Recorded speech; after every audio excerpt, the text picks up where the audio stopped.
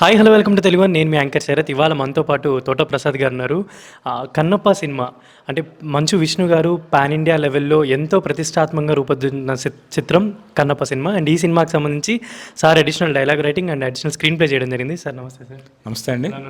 Good అండి. Sir రీసెంట్గా orange cinema release అయింది అండ్ వెరీ హ్యాపీ. మేము ఆ సాంగ్స్ కానీ ఆ డైలాగ్స్ కానీ ప్రతిరోజు మేము సీన్స్లో చూస్తున్నా కూడా థియేటర్కి వెళ్ళి చూసినప్పుడు చాలా ఎంజాయ్మెంట్ అనిపించింది. దాని గురించి ఒక్క 1 minute షేర్ చేసుకుంటారా? అంటే ఆరెంజ్ సినిమా అనేది నా జీవితంలో రకరకాలుగా చాలా మెమరబుల్ మూవీ. అంటే ఆ సినిమాకి రామ్ చరణ్ గారు స్వయంగా నన్ను ఆయన ఇంటికి పిలిచి మీరు ఈ ప్రాజెక్ట్ చేస్తే బాగుంటుందని పిలిచి మరి ఆఫర్ ఇచ్చారు. సో అది నేను నా జీవితంలో ఎప్పటికీ మర్చిపోలేను.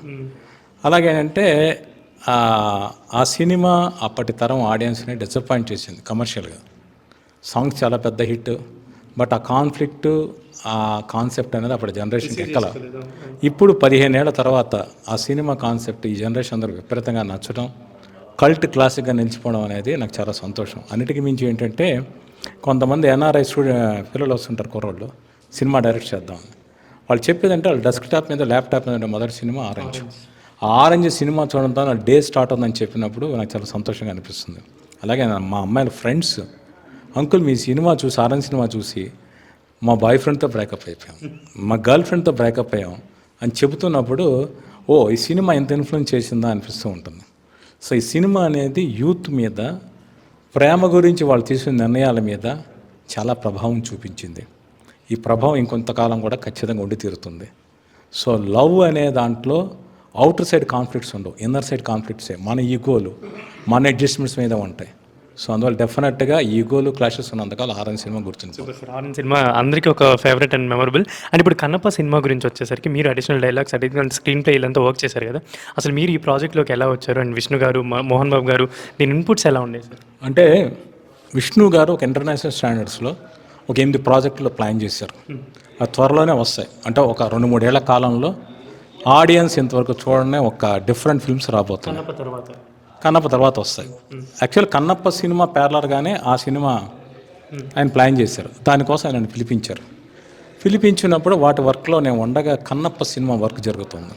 నేను విష్ణు గారిని, సార్ నాకు కన్నప్ప సినిమా చేయాలని ఉంది, నేను పార్టిసిపేట్ చేస్తాను, నాకు అవకాశం ఇవ్వండి అని అడిగా.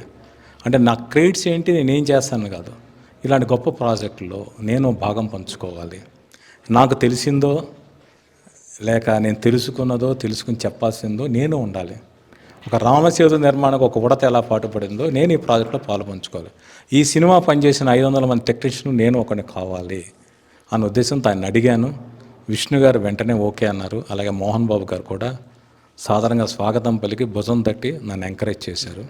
అలాగే డైరెక్టర్ ముఖేష్ కుమార్ సింగ్ గారు కూడా విష్ణు గారితో ఇతను నేను వదలొద్దని చెప్పారు ఆయన. సో అలా వాళ్ళందరి ప్రోత్సాహంతో నేను ఈ ప్రాజెక్ట్ అంటాను. అయితే మొన్న వచ్చిన సాంగ్ చాలా బాగుంది, చాలా నచ్చింది, విజువల్ పరంగా చాలా బాగుంది. బట్ అంటే కొంతమంది మెన్షన్ చేయడం ఏంటంటే ఇప్పుడు కన్నప్ప సినిమా ఇక్కడెక్కడో జరిగింది, లోకల్ కదా, ఎందుకు న్యూజిలాండ్ వెళ్ళి లొకేషన్స్ అనేది ఒక మాట అయితే వినిపించింది. దానికి మీ సమాధానం ఏంటి? అంటే ఒకటేంటి అంటే చాలామందికి కొన్ని విషయాలు తెలియక మాట్లాడుతున్నారు. కన్నప్ప అనేది పురాణ కథ కాదు, ఇది చరిత్రలో నిజంగా జరిగిన కథ.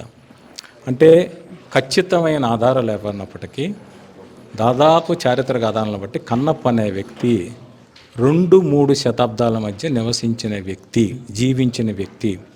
సో 2-3 శతాబ్దాల మధ్య ఒక అడవి ఎలా ఉంటుంది, ప్రకృతి ఎలా ఉండుంటుంది, ఇది ఆడియన్స్ చూపించాలనుకున్నారు. అంత గొప్ప ప్రకృతి సౌందర్యం దురదృష్టవశాత్తు మన దేశంలో వాతావరణ కాలుష్యంతో కలుషితం చేశారు. ఒక స్వచ్ఛమైన నీరు లేదు, ఒక స్వచ్ఛమైన ఆకాశం లేదు. దానికోసం ఆ ప్రకృతి సౌందర్యాన్ని చూపించడానికి న్యూజిలాండ్ లొకేషన్ ఎంచుకుని 6-7 నెలల పాటు 500 మంది యూనిట్తో అక్కడ షూట్ చేశారు. ఇది ఆడియన్స్కి 2వ శతాబ్దంలో 3వ తీసుకెళ్ళిపోయి ఒక అందమైన ప్రయాణం, టైం మిషన్ జర్నీ సినిమా. అదేంటే ఫారిన్ లొకేషన్స్ కోసం కాదు, ఫారిన్ లొకేషన్స్ కూడా కథకు అవసరం కాదు, సహజమైన ప్రకృతిని చూపించడానికి వెళ్ళారు. సార్ ఇప్పుడు కన్నప్ప సినిమా ఎంతో ప్రెస్టీజియస్గా చేసిన సినిమా అండ్ మీరు ఫస్ట్ నుంచి పార్ట్ అయి ఉన్నారు. అసలు మొత్తం ఓవరాల్ మూవీ ఎలా వచ్చింది సార్? మీరు చూసే ఉంటారు ఇప్పటికీ. డెఫినెట్గా ఈ సినిమా రాసినప్పుడే ఈ సినిమాని మేమందరం చూసాం.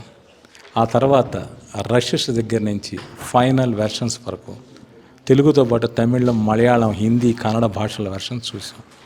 7-8 సార్లు చూసినా కూడా అదే గొప్ప అనుభూతి. ముఖ్యంగా క్లైమాక్స్, విష్ణు గారి పెర్ఫార్మెన్స్ చూసిన ప్రతిసారి నా కళ్ళము నీళ్లు తెప్పించింది, గుండె చెమ్మగిలేలా చేసింది. రేపు ఆడియన్స్ కూడా ఇదే ఫీల్ అవుతారు. సార్ మొన్న ఒక సాంగ్లో నేను ఆ శివలింగాన్ని పట్టుకొని ఏడ్చే ఆ సీన్స్ అన్ని చూసి, ఎందుకంటే విష్ణు గారికి పర్టికులర్లీ ఈ శివ కాన్సెప్ట్ మీద దీని మీదే ఏంటి అంటే ఆయనకి అంత తపనే ఎలా స్టార్ట్ అయిందంటే?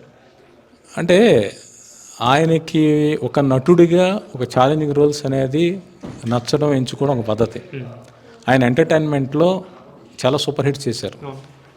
డీ కావచ్చు, దేనికైనా రెడీ కావచ్చు, ఆడో రకం, ఈడో రకం, జిన్నా, ఆచార్య, అమెరికా యాత్ర, వీటి ఎంటర్టైన్మెంట్ నెక్స్ట్ లెవెల్ దూసుకెళ్తా. ఎట్ ది సేమ్ టైం ఒక రౌడీ తీసుకొని అనుష్ఠాన్ చాలా ఇంటెన్సిటీ ఉన్న పెర్ఫార్మెన్స్ చేశారు ఆయన. ఇది ఒక కరుణ రసం ఉన్న పాత్ర, ఎట్ ది సేమ్ టైం ఒక వారియర్ క్యారెక్టర్.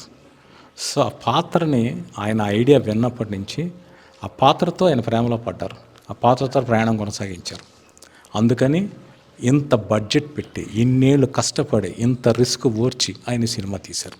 అయితే సార్ ఇప్పుడు ఈ సినిమా గురించి చూసుకుంటే కన్నప్ప అనే క్యారెక్టర్ చూసుకుంటే ఆయన ఒక తెగకి సంబంధించిన పర్సన్. అండ్ ఇప్పుడు దీంట్లో అంటే ఈ స్టోరీ చెప్పడం వల్ల ఏమైనా కమ్యూనిటీకి ఏమన్నా ఇష్యూస్ కానీ అలా వేరే దాన్ని ఏమైనా టార్గెట్ అలా ఏమన్నా? డెఫినెట్గా లేదు. ఇప్పుడు యాక్చువల్గా ఏంటంటే ఆయన కోయి జాతి యువకుడు కన్నప్ప అనే వ్యక్తి. ఇందులో కోయి జాతితో పాటు మిగిలిన అడవి జాతులందరి గురించి ప్రస్తావన ఉంది. పులిందులు, చెంచులు, అలాగే బెల్లులు అంటూ మిగిలిన జాతులందరి గురించి చెప్పారు. ఏ పాత్రని ఏ వర్గాన్ని కించపరిచింది కాదు. ఈవెన్ అర్చకుడి పాత్ర బ్రాహ్మణ కులాన బ్రాహ్మణ వర్గాన్ని కించపరిచారా ఉండదు. ఇది మీరు స్క్రీన్ మీద చూసి ఇంతవరకు వచ్చిన కన్నప్ప సినిమాలకి భిన్నంగా ఏ వర్గాన్ని 1% కూడా తక్కువ చేయకుండా ఉన్నది. ఇప్పుడు వ్యక్తిగతంగా ఒక క్యారెక్టర్ ఒక ఎమోషన్ ఉండొచ్చు, ఒక దాని మీద ఆశ ఉండొచ్చు, అసూయ ఉండొచ్చు, అహం ఉండొచ్చు. అంత మేరకే ఆ పాత్ర ప్రవర్తిస్తుంది తప్పితే అది మొత్తం జాతిగా వర్గానికి ఆపాదించేలా ఈ సినిమా ఉండదు. అయితే ప్రభాస్ గారి లుక్ వచ్చినప్పటి నుంచి చాలామంది ఇంట్రెస్టింగ్గా ఇంకా ఎప్పుడెప్పుడు చూడబోతున్నాం అని అనుకున్నారు. అండ్ మీరు బిల్లా టైం నుంచి ప్రభాస్ గారితో వర్క్ చేస్తున్నారు. ఈ సినిమాలో పర్టికులర్లీ ఆ క్యారెక్టర్ అంతా డిజైన్ అయినప్పుడు ప్రభాస్ గారు అంటే ఏమైనా చెప్పారా సెట్లో కానీ ఏమైనా మాట్లాడుకున్నారు దీని గురించి, ప్రభాస్ గారి గెటప్ గురించి? అంటే విష్ణు గారు ఈ క్యారెక్టర్ రాసినప్పుడు యాక్చువల్గా ఏంటంటే ప్రభాస్ గారు లాంటి ఒక స్టారు శివుడి క్యారెక్టర్ చేసే బాగుంటుందని అందరు ఆశ. కానీ విష్ణు గారు స్క్రిప్ట్ రాసినప్పుడు పర్టికులర్గా ప్రభాస్ గారు సీన్స్ రాసినప్పుడు ఈ క్యారెక్టర్ ప్రభాస్ చేస్తే బాగుంటుంది విష్ణు గారి మనసులో కోరిక. కానీ ఈ క్యారెక్టర్ చేస్తారా, శివుడి క్యారెక్టర్ చేస్తారా అనుకుంటూ ప్రభాస్ గారికి చెప్పినప్పుడు ఆయన విని విష్ణు గారి మనసులో ఏ కోరిక ఉందో అదే ఆయన యాక్సెప్ట్ చేశారు. అదే ఆయన నేను ఈ రుద్రపాత్ర చేస్తాను ఆయనకు ఆయన ఎంచుకున్నారు. రుద్రపాత్ర ప్రభాస్ గారు సెలెక్ట్ చేశారు, ప్రభాస్ గారు ఎంచుకున్నారు. విష్ణు గారు కూడా ప్రభాస్ గారు చేస్తే బాగుంటుంది అనుకున్నారు, అదే ప్రభాస్ గారు కూడా సెలెక్ట్ చేసుకున్నారు. సో వాళ్ళిద్దరూ అంత మోజుపడ్డ పాత్ర రేపు ఆడియన్స్ని ఖచ్చితంగా చాలా థ్రిల్ గురి చేస్తుంది. అండ్ మీరు స్క్రీన్ ప్లే పరంగా కానీ అంటే ఇప్పుడు చూసుకుంటే మోహన్ లాల్ గారు అంత పెద్ద పెద్ద స్టార్స్ ఉన్నారు కదా సినిమాలో, అక్షయ్ కుమార్ గారు వీళ్ళంతా ఉన్నారు తెలుగు నుంచి తమిళ నుంచి. అసలు ఇంతమందిని ఒక మేనేజ్ చేస్తూ చేయడం, అందులో ఇంత హిస్టారికల్లీ అండ్ డెవోషనల్లీ ఉన్న స్క్రిప్ట్ని హ్యాండిల్ చేయడం ఎలా అనిపించింది సార్? అంటే ఒకటి ఏంటంటే ప్రభాస్ గారు చేసిన, మోహన్ లాల్ గారు చేసిన, అక్షయ్ కుమార్ గారు చేసిన వీళ్ళందరూ కూడా మోహన్ బాబు గారి మీద ఉన్న గౌరవం, అభిమానం, అలా విష్ణు గారి మీద ఉన్న ప్రేమ కొద్దీ ఈ ప్రాజెక్ట్లో పార్టిసిపేట్ చేస్తున్నారు. అంటే ప్రభాస్ గారు ఇంతవరకు ఒక పైసా తీసుకోకుండా యాక్ట్ చేశారు. మోహన్ లాల్ గారు తన సొంత ఫ్లైట్ టికెట్ వేసుకుని వచ్చారు. అలాగే అక్షయ్ కుమార్ గారు కూడా చాలా బిజీ, ఫస్ట్ టైం ఆయన చేస్తున్న south Indian film Telugu cinema అది. అలాగే మోహన్ లాల్ గారు చేసిన ఒక ఎపిసోడ్, టెరిఫిక్ ఎపిసోడ్, అవన్నీ కూడా చాలా బాగుంటాయి. సో ఇంతమంది స్టార్స్తో చేసేటప్పుడు ఒక డైరెక్టర్ హ్యాండిల్ చేయగలగాలి. వాళ్ళందరూ ఏంటంటే మోహన్ లాల్ గారు కానీ, ప్రభాస్ గారు కానీ, అక్షయ్ కుమార్ కానీ, మోహన్ బాబు గారు విష్ణు గారి మీద ఉన్న ప్రేమ, వాళ్ళ డెడికేషన్ చూసి వాళ్ళే సరెండర్ అయిపోయారు. సో అందువల్ల మాకు రైటింగ్ టీంలో ఏమీ లేదు. మేము రైటింగ్ ఏంటంటే ఈ స్టార్స్ చేస్తున్నారు కాబట్టి ఈ పాత్ర ఎలా ఉండాలి అనేది విష్ణు గారితో డిస్కస్ చేసి, మిగిలిన టీం మెంబర్స్తో డిస్కస్ చేసి మేము ఇన్కార్పొరేట్ చేయడం జరిగింది. ఇప్పుడు మొత్తం బడ్జెట్ చాలా అయినట్టుంది, విజువల్స్ చూసుకుంటే సాంగ్స్ మేకింగ్ ఇవన్నీ తొందరలో నెక్స్ట్ కూడా రాబోతున్నాయి. అసలు అంటే ఈ సినిమా అంటే ఒక పాన్ ఇండియా లెవెల్లో వస్తుంది కాబట్టి ఎంతవరకు నెక్స్ట్ సినిమాల మీద ఇన్ఫ్లుయెన్స్ చూపించబోతుందని అనుకుంటున్నారు? అంటే ఇవాళ రేపు ఆడియన్స్కి ఒక గ్రాండియర్ సినిమా అనేది చాలా అవసరం. బిగ్ స్క్రీన్ మీద ఏ సినిమా చూడాలనుకుంటారో అటువంటి సినిమా కోసం వాళ్ళు చూస్తున్నారు. అందువల్ల ఇవాళ రేపు ఇంత బడ్జెట్ ఖర్చు పెట్టడం రిస్క్ అని అనిపిస్తుంది, కానీ డెఫినెట్గా ఆడియన్స్కి నచ్చితే ఇంతకు 10 డబ్బులు వస్తాయి. సో అందువల్ల సందేహమే లేదు. ఆడియన్స్ రేపు చూసిన తర్వాత ఒక భక్తి అనే కాకుండా డిఫరెంట్ ఎమోషన్స్ ఉంటాయి. ప్రతి మనిషి కనెక్ట్ అయ్యే బేసిక్ ఎమోషన్స్ ఉంటాయి. ప్రతి వ్యక్తి ఒక కొడుకు, ఒక స్నేహితుడు, ఒక ప్రియుడు, ఒక భర్త, ఒక నాయకుడు, ఇలాంటివన్నీ కూడా ఈ కన్నప్ప క్యారెక్టర్లో ఉంటాయి. అవన్నీ ఆడియన్స్ కనెక్ట్ అయ్యే ఎమోషన్స్. అతని ట్రావెల్ అనేది ఆడియన్స్ థియేటర్ రప్పిస్తుంది, వాళ్ళని మెప్పిస్తుంది. ఆల్రెడీ అంటే కన్నప్ప బేస్ మీద చాలా సినిమాలు వచ్చున్నాయి కదా సార్ ఇంతకుముందు. ఆ సినిమాలని స్టోరీస్ని బేస్ చేసుకొని ఉంటుందా, లేదంటే దానికి కొంచెం ఏమన్నా ముందు స్టోరీని ఏమన్నా రిఫరెన్సెస్గా తీసుకున్నారు? డెఫినెట్గా ఏంటంటే కన్నప్ప సినిమా అనేది కన్నడ రాజకుమార్ గారు శ్రీకాళహస్తి మహత్యంలో చేశారు. ఆయన కూడా కెప్టెన్ శివమెచ్చిత కన్నప్ప వచ్చింది. కృష్ణరాజు గారు భక్త కన్నప్ప చేశారు. ఇవి వచ్చి 50 ఏళ్ళు అయింది. బట్ అందరికీ తెలిసిన కథ శివుడికి తన కళ్ళు ఇచ్చాడన్న పాయింటే తెలుసు. అంతకుముందు కన్నప్ప జీవితం ఎలా ఉండేది, అతని జీవితంలో రిలేషన్స్ ఎలా ఉండేవి అనేది ఎవరికి తెలియని విషయాలు. సో అవన్నీ కొన్ని హిస్టారికల్ ఫ్యాక్ట్స్ ఆధారం చేసుకుని, కొంత సినిమాటిక్ క్రియేటివ్ లిబర్టీ తీసుకుని ఈ పాత్ర ప్రయాణం తీర్చిదిద్దడం జరిగింది. సో మీరు ఇంతవరకు చూసిన కన్నప్ప సినిమాలకి భిన్నంగా ఈ కన్నప్ప ప్రయాణం సాగుతుంది. ముఖ్యంగా ఈ సినిమాలో ఒక హైందవ ధర్మం కోసం ఒక ఆటవిక యోధుడు ఎలా పోరాడాడు అనేది ఈ సినిమాలో ఒక మేజర్ హైలైట్ పాయింట్. సో ఇది డెఫినెట్గా ఆడియన్స్కి కొత్త అనుభూతిని కలిగిస్తుంది. ఏప్రిల్ 25th మేము కూడా వెయిట్ చేస్తున్నాం ఎలా ఉండబోతుందని. And all the best sir. Thank you. Hi hello welcome to Telugu. నేను మీ యాంకర్ శరత్. ఇవాళ మనతో పాటు ఆకలి సుప్రసాద్ గారు ఉన్నారు. డైలాగ్ రైటర్, కరెంట్, హోరా హోరీ, రంగమార్తండ ఇలా ఎన్నో మంచి మంచి సినిమాలకి ఆయన డైలాగ్స్ అయితే అందించడం జరిగింది. ఇప్పుడు మన ఎంతో ఈగర్గా వెయిట్ చేస్తున్న కన్నప్ప సినిమాకి ఆయన డైలాగ్ రైటర్గా పనిచేశారనమాట. సార్ ఎలా అనిపిస్తుంది ఇప్పుడు మీకు ఈ మూవీ వర్క్ చేయడం? అద్భుతం అండి. అంటే మనకి రేర్గా కొన్ని ఆపర్చునిటీలు వస్తాయండి. అలా వచ్చిన ఆపర్చునిటీలో కన్నప్ప ఒకటి అనమాట.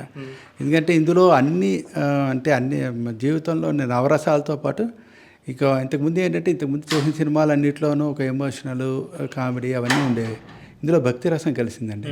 అల్టిమేట్గా ఫైనల్గా కోరుకునేది కనుక చాలా అద్భుతంగా ఉందండి. ప్రయాణం అయితే అల్టిమేట్ చాలా బాగుంది. మీ డైలాగ్స్ చూసుకుంటే నాకు కరెంట్ సినిమా కానీ రంగమార్తండ చాలా ఇష్టం డైలాగ్స్ కానీ. అండ్ ఇప్పుడు ఈ సినిమాలో అంటే కొంచెం హిస్టారికల్ తీసుకోవాలి అండ్ భక్తి రెండు కంబైన్ చేసి రాయాల్సిన డైలాగ్స్ కదా, ఎలా ఉండబోతున్నాయి మీ డైలాగ్స్ ఈ సినిమాలో? డెఫినెట్గా మీరే చూడండి, చాలా బాగుంటాయి. ఎందుకంటే మనం ఇది కేవలం ఒక ఇది ఏంటంటే ఒక యజ్ఞంలా చేసామండి మేమందరం. అంటే ఇది ట్రీట్మెంట్ టోటల్గా పూర్తి చేసి నా చేతిలోకి వచ్చాక ఇది కథ రాయడం, అంటే దీనికి డైలాగ్స్ రాసిన వెంటనే మేము ముఖ్యంగా మాకేంటంటే విష్ణు గారు చెప్పిన స్టాండర్డ్గా మా డిస్కషన్లో వచ్చింది. ఏమంటే ఎట్టి పరిస్థితిలో డైలాగ్స్ అంటే భక్తి అనేటప్పటికీ, లేకపోతే మీరు హిస్టారికల్గా ఈ బ్యాక్గ్రౌండ్ తీసుకునేటప్పటికీ భాషలో బాగా కఠినమైన భాష రాస్తారండి. అలా కాదు, చాలా సింపుల్గా ఉండాలి భాష. అంటే చిన్నపిల్లల దగ్గర నుంచి పెద్దవాళ్ళ వరకు అర్థం అవ్వాలనేది ఒకటి. రెండోది ఏంటంటే అలాగనే ఏదో తేలికపాటి మాటలా ఉండకూడదు. అంటే ఒక డెప్త్గా ఉండాలి, అట్ ది సేమ్ టైం హాయిగా ఉండాలి, వ్యవహారికంగా ఉండి అంటే లౌకికంలో అలౌకికం కలపాలండి. అది సింపుల్గా చేయాలి. పర్టికులర్లీ ఈ సినిమా చూసుకుంటే ఒక భక్తుడు అంటే కన్నప్ప స్టోరీ మీద బేస్ అయ్యి వచ్చే సినిమా కాబట్టి ఒక దేవుడికి ఆ భక్తుడికి జరిగే కన్వర్జేషన్స్ కూడా ఉంటాయా? ఉంటాయండి. అవి ఎలా వచ్చాయంటే ఆ ఎపిసోడ్స్ ఎలా వచ్చాయి? అన్నీ బాగా వచ్చాయండి. అంటే మీకేంటంటే ఒక ప్రవాహం అండి. అంటే ఒక నాస్తికుడు ఆస్తికుడిగా మారే పరిణామ క్రమం ఉంటుంది కదా. అది ప్రవాహంలో ఆటోమేటిక్గా ఏంటంటే మనం ఆ పాత్రతో అంటే కన్నప్ప పాత్రతో అలా ట్రావెల్ చేస్తూ వెళ్ళిపోతాం కనుక కన్నప్ప శివుడి దగ్గరికి కూర్చున్నట్టే మనం శివుడి దగ్గరికి వచ్చిన ఫీలింగే వస్తుంది. అయితే మోహన్ బాబు గారు, మంచు విష్ణు గారు అంటే వీళ్ళ ఫ్యామిలీలో చూసుకుంటే మోహన్ బాబు గారు ఆల్రెడీ డైలాగ్ కింగ్ అంటారు. ఆయన సబ్జెక్ట్ పరంగా చాలా ఒక డిసిప్లైన్, ఒక నాలెడ్జ్ ఇదంతా ఎక్కువ ఉంటుంది. ఆయన స్క్రిప్ట్ పరంగా మీకు ఏమైనా అంటే డైలాగ్స్ విషయంలో కానీ ఏదైనా మీకు డిస్కషన్స్ జరిగాయా? బ్రహ్మాండంగా జరిగేవండి. అంటే బ్రహ్మాండంగా అంటే మనం స్క్రిప్ట్ రాసేసామండి. రాశాక నేను చదివి వినిపించేవాడిని. చదివాక ఆయన కొన్ని ఏదో అంటే ఒకసారి చదివినప్పుడు ఏంటంటే నేను చదవడం అంటే ఆయన డైలాగ్ ఇంకదండి, ఆయన చదివినట్టు నేను చదవలేను. ఆయన టక్కన నాకు ఏ స్క్రిప్ట్ అని తీసుకుని చదివి ఓకే అంటే ఆయన చూస్తారనమాట, దీంట్లో కరెక్ట్గా ఎలా వెళ్ళింది ఏంటి అని చూస్తారు. అంటే మాకు ఎలా ఉండేది ఏంటంటే స్క్రిప్ట్ రాశారంటే 90% విష్ణు గారు కానీ మోహన్ బాబు గారు కానీ ఇద్దరిలో ఎవరో ఒకళ్ళు ఇమీడియట్గా చూసేసారు. చూసి ఫస్ట్ విష్ణు గారు చూసారనుకోండి, ఆయన ఏంటి ఎఫెక్టివ్గా వచ్చిందా, సింపుల్గా వచ్చిందా లేదా అని చూసేవారు. మోహన్ బాబు గారు ఏంటి దీంట్లో ఇంకొంచెం పాలిష్డ్ ఎలా చేయగలుగుతాం అని చూసేవారు. సో ఈ రెండు వచ్చే కనుక ఆయన సజెషన్స్ అయితే బోల్డ్ ఇచ్చారండి. ఆయన అనుభవంతో ఆ ప్రతిదీ ఒక పాఠమే. అంటే ప్రతి అక్షరాన్ని మనం పాఠంగా నేర్చుకుంటే కానీ చాలా బ్రహ్మాండమైన అనుభవం కదా అయింది. అనుభవంతో మనకి అసలు డైలాగ్ దాని మీద మనకి ధైర్యం వచ్చేస్తుంది, అమ్మయ్య మనం ఏదైనా చేయగలుగుతాం అని. అయితే సార్ ఇప్పుడు ఇది పాన్ ఇండియా సినిమా కాబట్టి అంటే ఒక తెలుగునే బేస్ చేసుకొని మనం రాయట్లేదు డైలాగ్స్ కానీ ఇవన్నీ, మిగతా లాంగ్వేజెస్లో ఎలా బ్యాలెన్స్ చేస్తున్నారు సార్? అంటే ఇది కథగా చూస్తే యూనివర్సల్ ఐపీలో ఉన్న కథ అండి. దాని యూనివర్సల్ అంటే భక్తి అనేది కానీ ఇవన్నీ యూనివర్సల్గా ఉన్నవి కనుక ప్రత్యేకంగా ఈ భాష ఇదని కాదండి, టోటల్గా యూనివర్సల్ అప్పీల్ ఉన్న కథలన్నీ ఎలా ఉంటాయో ఇది అలాగే ఉంది. దీని గురించి అంటే భాషాపరంగా ఇప్పుడు అంటే మీకు చూసుంటే మన ఈ సినిమాలో మోహన్ లాల్ గారు ఉన్నారు, ఆయన మలయాళం ఇండస్ట్రీలో లెజెండ్. శరత్ కుమార్ గారు ఉన్నారు, తమిళ ఇండస్ట్రీలో ఉన్నారు. అక్షయ్ కుమార్ గారు ఉన్నారు. అలాగే మీకు మధుబాల గారు కూడా చేశారు ఇందులో. ఇక తెలుగులో మనకి మోహన్ బాబు గారు, మన విష్ణు గారు, అలాగే ప్రభాస్ గారు. అంటే మీకు చూడండి, అంటే అలాగే మీకు కన్నడలో దేవరాజ్ గారు ఉన్నారు, అలాగే సంపత్ రామ్ అని తమిళనాడులో ఉన్నారు ఆయన. అంటే ఇంతమంది ఉన్నారంటే వాళ్ళు నెవర్ ఫెల్ట్. అంటే ముఖేష్ సింగ్ గారు ఉన్నారు, అంటే ఒక హిందీ ఆయన. ఇప్పుడు మోహన్ లాల్ గారు ఉన్నారు అనుకోండి, ఆయన మలయాళంలో రాసుకునేవారు. శరత్ కుమార్ గారు తమిళంలో రాసుకుని తెలుగులో చెప్పేవారు. మోహన్ లాల్ గారు మలయాళంలో రాసుకుని తెలుగులో చెప్పేవారు. మోహన్ బాబు గారు, విష్ణు గారు వాళ్ళు ఆఫ్కోర్స్ తెలుగులోనే ఉంటారు. అలాగే ముఖేష్ సింగ్ గారు హిందీలో రాసుకునేవారు. మధుబాల గారు ఒక్కొక్కసారి ఇంగ్లీష్లో. అంటే వీళ్ళందరూ రాసుకునే భాష ఆ భాషలో రాసుకున్నప్పటికీ చక్కగా, అంటే మన దానిలో ప్రతి మాట ఒక అర్థాన్ని తెలుసుకుని, ఒకసారి మోహన్ లాల్ గారు అయితే ఏమన్నా ఈ మాటకి నాకు అర్థం అంటే ఏ రకంగా అర్థం చేసుకోవాలంటే వాళ్ళకి తెలియదని కాదు, అంటే మనం ఏమైనా వేరేగా అర్థం చేసుకున్నాం అన్న ఫీలింగ్లో చెప్పారు. అంటే ఏంటి మీకు చెప్పినట్టు వీళ్ళందరికీ ఒక యూనివర్సల్ అప్పీల్ ఉండబట్టే అంటారు చూసారా, సర్వకాలికంగా ఉండబట్టే వాళ్ళందరూ యాక్సెప్ట్ చేయి. ఎక్కడ they never felt any inconvenience అనమాట. అయితే సార్ ఇప్పుడు ఈ మూవీకి సంబంధించి ఇది మంచు విష్ణు గారి డ్రీమ్ ప్రాజెక్ట్ అని చెప్పుకోవచ్చు. ఆయన ఎన్నో సంవత్సరాల నుంచి దీని మీద కాన్సన్ట్రేట్ చేసి దీని మీద స్క్రిప్ట్ అంతా చేసుకొని చేస్తున్న సినిమా. ఇప్పుడు ఈ మూవీ ప్రాసెస్ అంతా అయిపోయిన తర్వాత మీకు అంటే ఆయనతో ఉన్న కన్వర్జేషన్ కానీ సినిమా అవుట్పుట్ మీద కానీ ఎలాంటి డిస్కషన్స్ వచ్చాయి సార్? బ్రహ్మాండం అండి. అంటే ఇంకేంటంటే వాళ్ళకి ఆర్ఆర్ కానీ వీటికి సంబంధించింది కానీ ఇది ఆల్రెడీ మేము షూటింగ్ చేసిన పార్ట్ ఒక స్థాయిలో వచ్చేసిందండి. నేను న్యూజిలాండ్లో 3 నెలల పాటు ఉన్నాను అండి. మీకు అదే అంటే చాలా ఆశ్చర్యకరమైన విషయం చెప్తాను. ఒక మంచి సినిమా అంటే పాన్ ఇండియా మీరు అన్నారు చూసారా, జనరల్గా ఏ సినిమాకైనా మీరు చూడండి ఆర్టిస్టులను తీసుకెళ్ళడం, లేకపోతే డైరెక్టర్ని తీసుకెళ్ళడం, డైరెక్టర్ డిపార్ట్మెంట్లో కొంతమందిని తీసుకెళ్ళడం, డ్యాన్స్ వాళ్ళని కంపల్సరీ తీసుకెళ్ళడం. కానీ ఒక డైలాగ్ రైటర్ని కేవలం డైలాగ్స్లో ఏమైనా మార్పులు వస్తాయేమో అని తీసుకెళ్ళింది ఒక 3 months న్యూజిలాండ్ తీసుకెళ్ళారండి. సో ఆల్మోస్ట్ డే 1 నుంచి నేను ప్రభాస్ గారి షెడ్యూల్ ఇండియాలో అయ్యేంత వరకు నేను ఉన్నాను. ప్రభాస్ గారు అంటే ఎప్పుడు వస్తారంటే నేను అడగను. ప్రభాస్ గారి ఎపిసోడ్స్ ఎలా ఉండబోతున్నాయి ఈ సినిమాలో పర్టికులర్లీ? ఎందుకంటే తెలుగు ఇండస్ట్రీలో ఇప్పుడు మంచు విష్ణు గారితో పాటు ప్రభాస్ గారు వాళ్ళకి ఫ్యామిలీ ఫ్రెండే అండ్ మోహన్ బాబు గారితో చాలా సన్నిహితం ఉంది ప్రభాస్ గారికి. ఆయన ఎపిసోడ్స్ ఎలా ఉండబోతున్నాయి దీంట్లో? చాలా బాగుంటాయండి. ఎందుకంటే ఆయన కాంబినేషన్ ఎపిసోడ్స్ ఉన్నాయి. కాంబినేషన్ ఎపిసోడ్స్ అంటే మోహన్ బాబు గారితో ఆయనకి, మరి ప్రభాస్ గారికి, అలాగే ప్రభాస్ గారికి విష్ణు గారికి, అలాగే ప్రభాస్ గారికి ప్రీతి ముకుందన్ అని హీరోయిన్ ఉన్నారు. అంటే చూడండి మెయిన్ క్యారెక్టర్స్ ఎవరైతే ఉన్నారో వాళ్ళందరితో ప్రభాస్ గారికి ఆ పాత్ర కలిసిపోయింది. అందుచేత డెఫినెట్గా ఇవన్నీ టాప్ క్యారెక్టర్స్. వీళ్ళందరితో పాటు ప్రభాస్ గారి క్యారెక్టర్ అంటే డెఫినెట్గా అన్ని అంటే సబ్జెక్ట్లో మరీ కీలకమైన దాంట్లోనే వెళ్ళారు. Super sir. మేము కూడా మీ వర్క్ చూడడానికి అంటే April 25th వరకు వెయిట్ చేయాలని అనిపిస్తుంది. కన్నప్ప సినిమా కూడా మీ అందరికీ అంటే మీరు ఎంత ఎఫర్ట్స్ పెట్టి పనిచేశారో అంతకీ మీ అందరికీ ఒక మంచి రెస్పాన్స్ రావాలని కోరుకుంటున్నాను. Thank you sir.